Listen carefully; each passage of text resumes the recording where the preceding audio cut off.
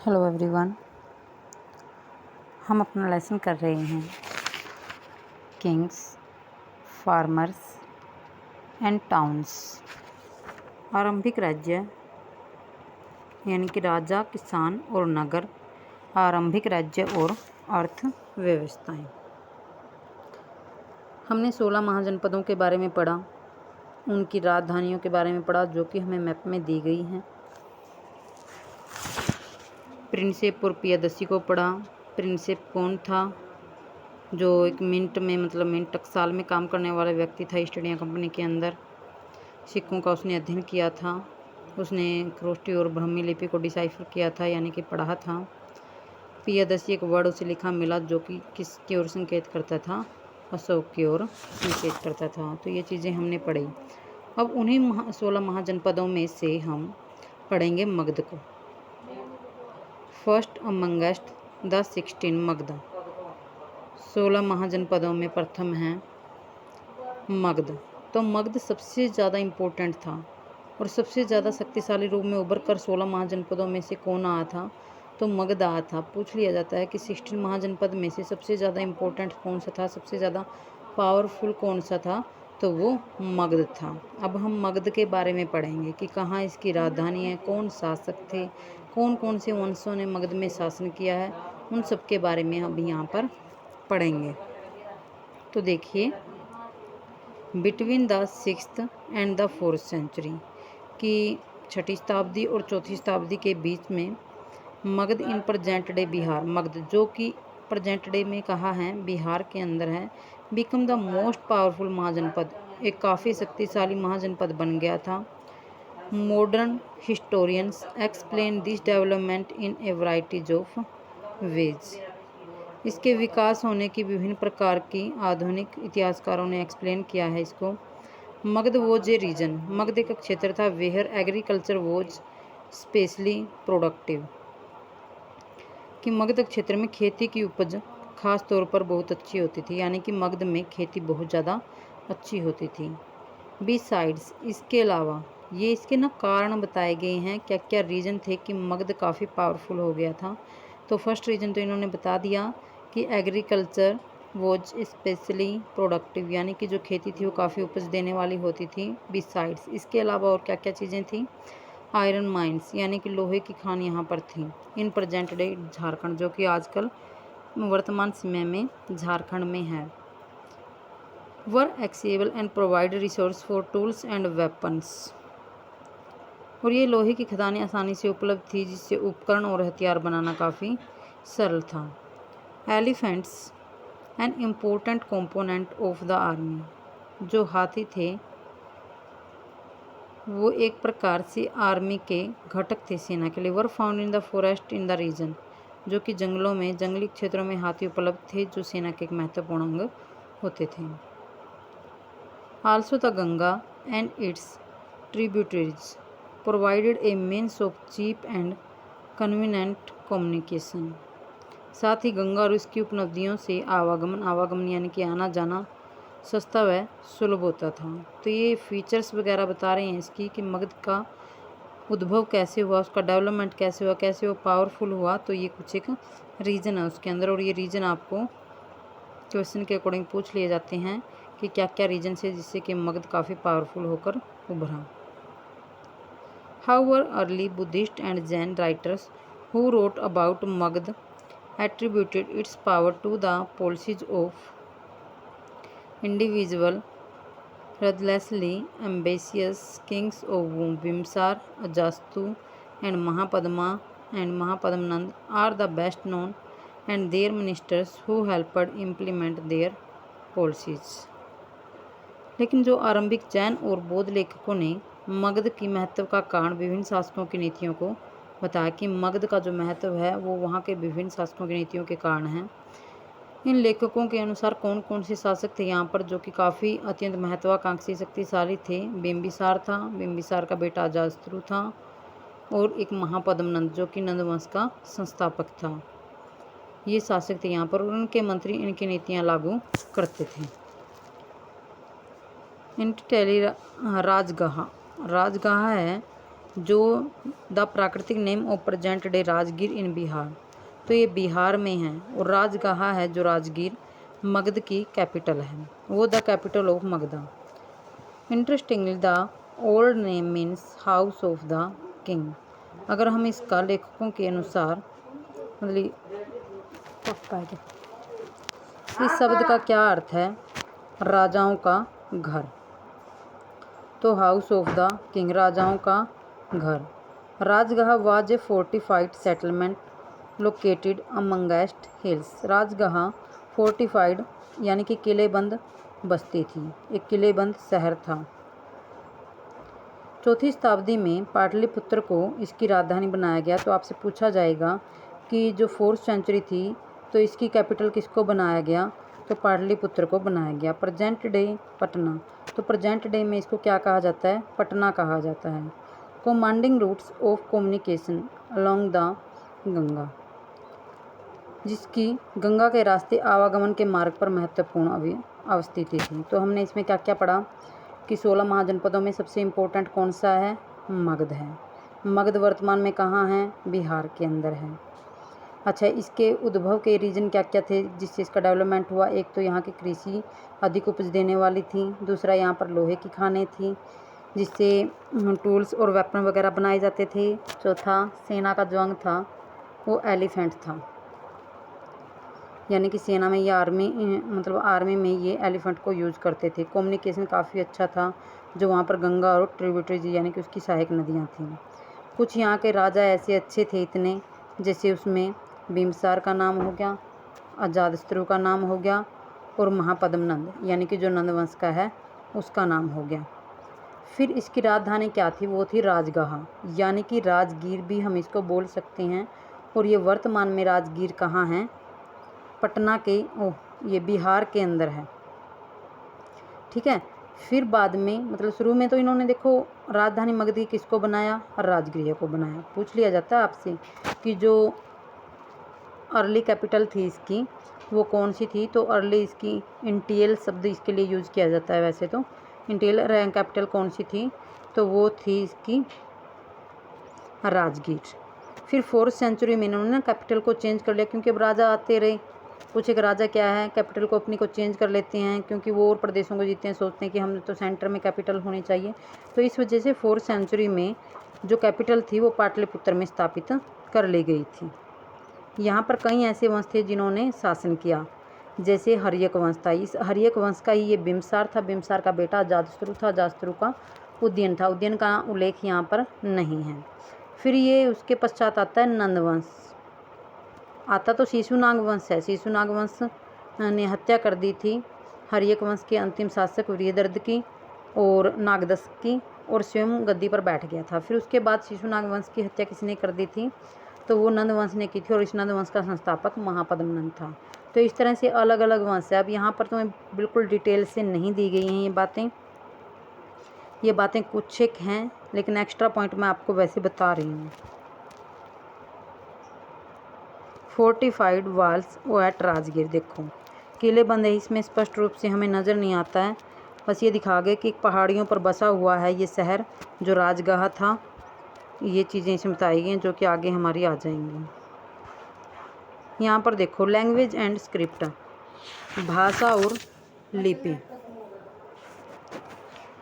Most Ashokan inscription were in the प्राकृतिक language, जो अशोक के अधिकतर अभिलेख थे। देखो सबसे पहले अभिलेख लिखने का जो काम किया है, वैसे तो अभिलेख पहले भी लिखते रहे हैं, बट जो अशोक के अभिलेख हम सबसे पहले उनको ही पढ़ते हैं, वो काफ़ी फेमस है। तो अशोक के अधिकांश अभिलेख प्राकृतिक में हैं।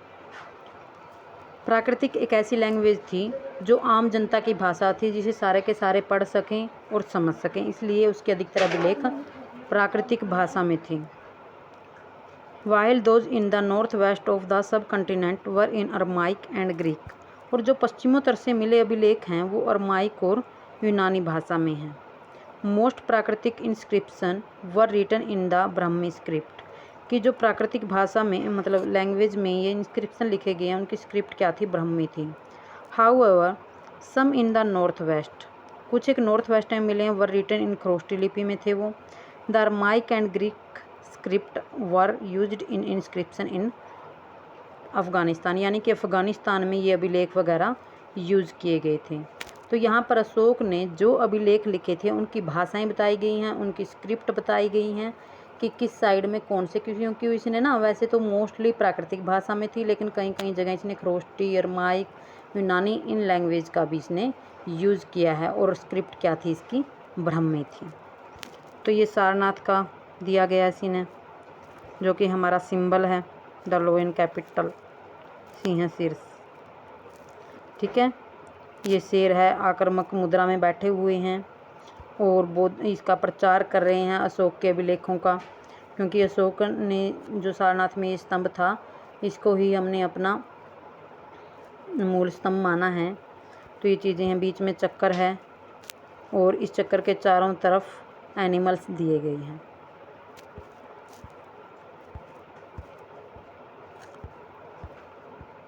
अब हम करते हैं एन अर्ली एम्पायर, यानी कि एक आरंभिक राज्य।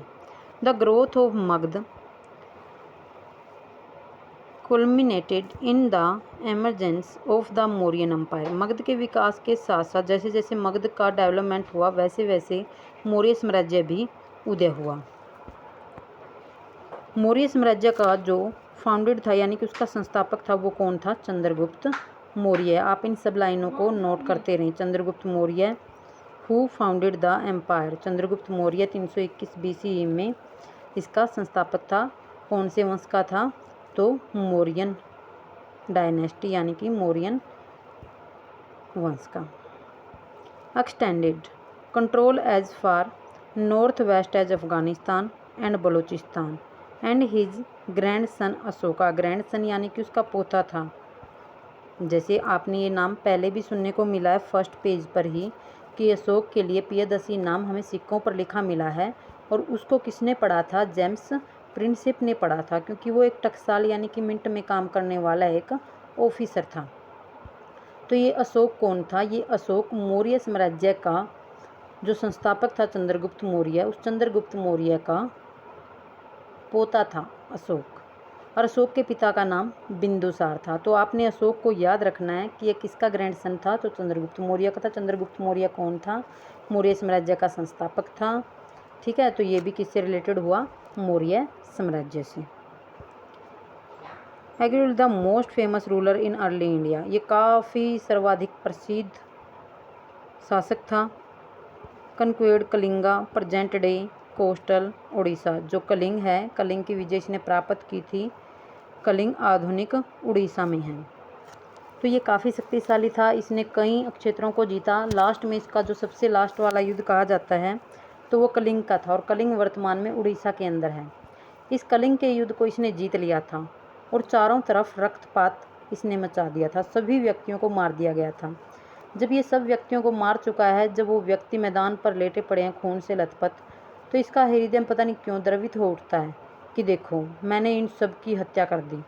उस खून को देखकर इसको काफ़ी अंदर ही होता है कि मैंने ये क्या कर दिया। तो तब से ये प्रतिज्ञा लेता है कि आज के बाद मैं युद्ध नहीं करूँगा, किसी को नहीं मारूंगा, और तब से इसने बौद्ध धर्म ग्रहण कर लिया था। तो कलिंग का युद्ध इसका लास्ट युद्ध था, और ये सबसे ज़्यादा इम्पोर्टेंट युद्ध इसका माना जाता है। तो ये स्टोरी आपको पता होनी चाहिए। पूछ लिया जाता है कि कौन से युद्ध के पश्चात अशोक ने मतलब बौद्ध धर्म को ग्रहण किया था, तो कलिंग के युद्ध के पश्चात इसने बौद्ध धर्म को ग्रहण किया था। ये सारी स्टोरी मैं आपको बिल्कुल डिटेल से क्लास के अंदर बता चुकी हूँ। ये सारी की सारी स्टोरी है ना, यहाँ नहीं मिलेंगे आपकी बुक के अंदर, जो मैं आपको बता रही हूँ, क्योंकि इसमें सिर्फ नेम वगैरह दे रखे हैं, उसके बारे में बिल्कुल अच्छे से एक्सप्लेन ये नहीं कर रखा कि हाँ इसकी ये स्टोरी है। तो सारे की सारी स्टोरी मैं आपको बता रही हूँ, ताकि आपको बिल्कुल अच्छे से लेसन के बारे में लर्न रहे कि हाँ अशोक कौन था, कलिंग का युद्ध उसने किया तो क्यों किया, फिर उसके बाद क्या हुआ। तो मैं नहीं चाहती आपको किसी भी प्रकार की कोई कन्फ्यूज़न रहे। मैं लेसन में जहाँ भी जो भी वर्ड आ रहा है उसको बिल्कुल अच्छे से एक्सप्लेन करके आपको बता रही हूँ। आप इसको अच्छे से लर्न करो, और एक स्टोरी वाइज ही मैं आपको लर्न करवाती हूँ, क्योंकि जब हम किसी स्टोरी को पढ़ते हैं तब हम बिल्कुल ईजिली लर्न रहती है। तो आप इस तरह से इनको लर्न करें। Finding out about the Mauryas. Maurya वंश के बारे में जानकारी प्राप्त करना। तो देखो, मौर्य वंश था जो, तो उसके बारे में जानकारी हमें कहाँ कहाँ से मिली, कौन कौन से ऐसे सोर्स मिले, कौन कौन से इंस्क्रिप्शन मिले, तो कुछ एक ऐसी चीज़ें थी जहाँ से हमें मौर्य साम्राज्य के बारे में जानकारी देखने को मिली। अब उन्हीं सोर्स को हम पढ़ेंगे कि कौन कौन से सोर्स हमें मिले हैं। Historians have used a variety of sources to reconstruct the history of the Mauryan empire. Maurya साम्राज्य के इतिहास की रचना के लिए इतिहासकारों ने विभिन्न प्रकार के स्रोतों का प्रयोग किया है। These include archaeological finds, specially sculpture, कि विशेष रूप से तो इन्होंने मूर्ति कला के प्रमाण यहाँ पर मिले हैं।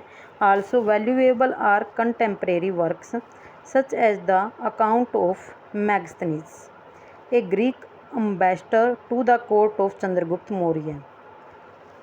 एक मौर्य साम्राज्य के अंदर एक यूनानी राजदूत था, ग्रीक अम्बेसडर था मैगस्थनीज, वो आया था। तो उसने एक विवरण लिखा था, एक कथा लिखी थी, मतलब ये इंडिका। तो उस इंडिका के द्वारा भी हमें पता लगता है मौर्य, क्योंकि इसने मौर्य साम्राज्य के बारे में लिखा था। अब तुम कहोगे कि ये मैगस्थनीज कौन था, तो मैं आपको थोड़ा सा इसके बारे में डिस्क्राइब करके बता रही हूँ कि मैगस्थनीज कौन था। तो सुनिए, ये 305 ईस्वी के आसपास की बात है। चंद्रगुप्त मौर्य का एक सेल्यूकस निकेटर नाम का व्यक्ति था, शासक था, उसके साथ युद्ध हो जाता है। चंद्रगुप्त मौर्य सेल्यूकस निकेटर को हरा देता है और सेल्यूकस निकेटर के साथ इसकी संधि हो जाती है बाद में, क्योंकि राजा लोग क्या थे, पहले युद्ध करते थे, बाद में फिर संधि कर लेते थे। संधि में क्या करते, या तो वो आपस में रिलेशन बनाते कि शादी वगैरह कर देते अपनी बेटी की उनके साथ, या फिर वो क्या करते, उपहार स्वरूप उनको कुछ देते थे, उनको टैक्स देना कबूल कर लेते। तो इस तरह से उनके बीच में युद्ध के पश्चात संधियाँ होती थी। तो सेल्यूकस निकेटर हार जाता है और उसकी एक पुत्री होती है हेलेना या कार्नेलियन। तुम्हें ये नाम याद करने की ज़रूरत नहीं है कि कौन सी थी वो, बस मैं तुम्हें बता रही हूँ वैसे कि हेलेना या कार्नेलियन से उसकी शादी कर देता है। तो चंद्रगुप्त मौर्य का ससुर बन गया ये सेल्यूकस निकेटर। सेल्यूकस निकेटर के दरबार में था ये मैगस्थनीज। तो मैगस्थनीज को उसने कहा कि तुम चंद्रगुप्त मौर्य के दरबार में चले जाओ। तो तब ये मैगस्थनीज को किसी ने भेजा था, सेल्यूकस निकेटर ने भेजा था, क्योंकि उसका एक ये सेनापति था, एक कवि था उसका। तो इसने यहाँ आकर मौर्य साम्राज्य में इंडिका नामक एक बुक लिखी थी और उस बुक में मौर्य साम्राज्य की जानकारी हमें मिलती है। तो आपको पता लग गया होगा कि मैगस्थनीज कौन था और इसने मौर्य साम्राज्य के बारे में अपनी बुक इंडिका के अंदर लिखा था। नेक्स्ट देखते हैं हम another source that is often used to the Arthashastra, part of which were probably composed by Kautilya और Chanakya, traditionally believed to be the minister of Chandragupta Maurya. Chandragupta Maurya का एक मिनिस्टर था, या प्रधानमंत्री कह लीजिए या मंत्री कह लीजिए। वो कौन था, कौटिल्य या चाणक्य, दोनों नाम एक ही हैं। और ये नाम आपने सुना होगा कई बार, जैसे हम कहते हैं चाणक्य नीति, ये तो चाणक्य नीति खेल रहा है हमारे साथ। तो ये वही चाणक्य है जो कि बहुत ज़्यादा माइंडेड पर्सन था, सुपर माइंडेड पर्सन था, जो कि बिल्कुल एक चालों के अकॉर्डिंग चलता था, पहले ही सोचकर भविष्य के बारे में कि कैसे क्या हो सकता है। तो इस तरह से चलता था ये। तो इसने एक बुक लिखी थी अर्थशास्त्र, कौटिल्य ने। उस अर्थशास्त्र बुक में भी मौर्य साम्राज्य के बारे में हमें जानकारी मिलती है। अब ये चाणक्य कौन था, कहाँ से, कैसे, वो मैं आपको बता रही हूँ। तो चंद्रगुप्त मौर्य का एक मतलब पिता था जो युद्ध में मारा गया था। तो इसकी माँ को काफ़ी डर लगा कि कहीं तेरे बेटे को भी कोई ना मार दे। तो उसने एक शिकारी को इसको बेच दिया। तो शिकारी क्या जंगल में लेके जाएगा, जंगल में ये रहता है। तो चाणक्य था जो तक्षशिला का वो था ये शिक्षक वहाँ पर। तो एक बार गया था वहाँ पर। तो इसको रास्ते में एक राजकिलम नाम का खेल होता है, वो खेल चंद्रगुप्त मौर्य और उसके कुछ दोस्त खेल रहे थे। तो ये रास्ते से गुजर रहा था, तभी इसने थोड़ी सी देर खड़े होकर उन बच्चों की ओर देखा। तो चंद्रगुप्त मौर्य और ये इस तरह से जवाब दे रहे थे जैसे कोई दरबार इन्होंने लगा रखा है कि अगर कोई व्यक्ति देश की जनता को हानि पहुंचाता है तो उसके साथ क्या किया जाए। तो सभी ने अपने अलग अलग उत्तर दिए। तो चंद्रगुप्त मौर्य ने जब उत्तर दिया तो वो उससे काफ़ी प्रभावित हुआ चाणक्य। तो उसने उत्तर ये दिया था कि अगर कोई ऐसा करता है तो उसकी तो बिल्कुल हत्या कर देनी चाहिए, उसको तो मृत्युदंड दे देना चाहिए। तो इस तरह के उत्तर को सुनकर वो काफ़ी प्रभावित हुआ और उसने शिकारी को 1000 पण देकर इसको खरीद लिया। और अपने साथ तक्षशिला ले गया और तक्षशिला में इसकी पढ़ाई लिखाई, शस्त्र, युद्ध, विद्या, कला, निपुण मतलब सब में निपुण इसको किया चाणक्य ने। और चाणक्य इसका प्रधानमंत्री बन गया और चाणक्य ने ही इसको मगध साम्राज्य का संस्थापक यानी कि वहाँ का राजा बनाने में सहायता की थी। और इसमें अर्थशास्त्र एक बुक लिखी थी और ये अर्थशास्त्र उसी के बारे में हमें जानकारी देती है।